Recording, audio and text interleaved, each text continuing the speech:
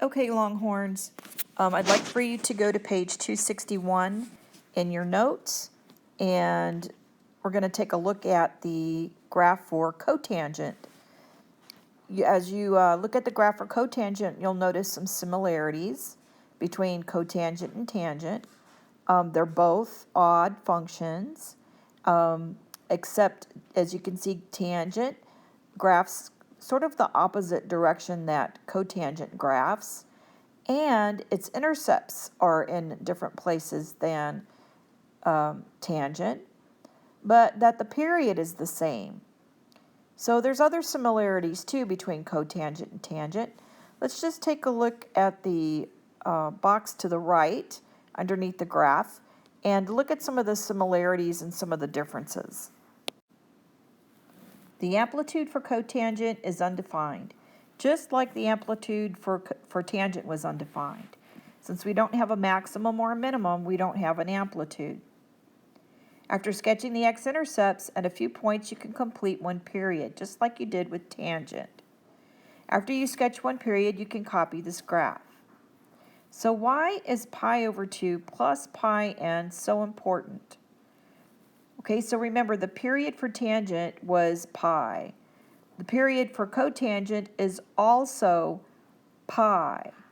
So you can only go halfway around the circle before the pattern repeats, or before the function repeats itself.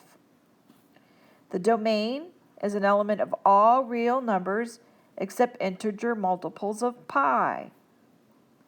This is where the asymptote occurs for cotangent. Remember, for tangent, it occurred at pi over 2 and 3 pi over 2. But for cotangent, it occurs every pi, at pi, 2 pi, and so forth. The range is all real numbers, and that means that y is an element of all real numbers. Okay, so we know that the period is pi. And if we start at 0, we're going to go 0, pi over 4, pi over 2, 3 pi over 4, and pi.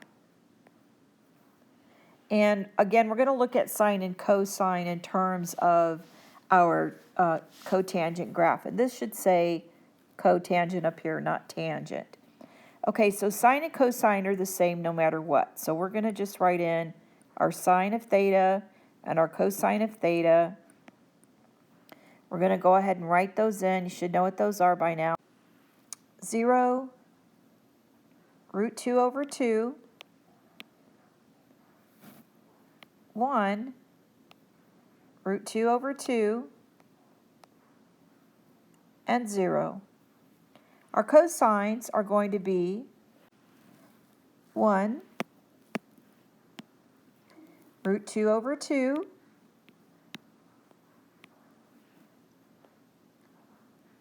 0, negative root 2 over 2, and negative 1.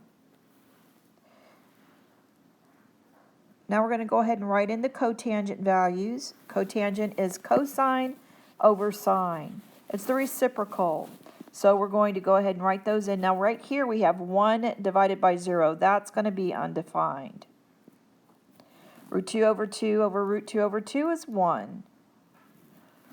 0 over 1 is 0. Negative root 2 over root 2 over 2 is negative 1. And then negative 1 over 0 again is undefined. So let's take a look at the graph and see what this looks like. Okay, so if you're looking at the graph, right here we have an asymptote. And this was at 0.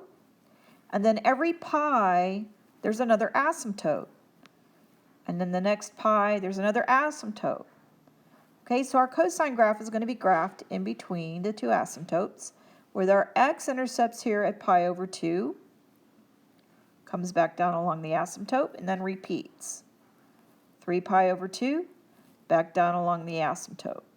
So as you can see, the intercepts for the cotangent value, or the asymptotes for the tangent value. And the asymptotes for the cotangent value are the intercepts for the tangent value. So that's how those are similar and different from each other. See, the cotangent is the reciprocal of tangent.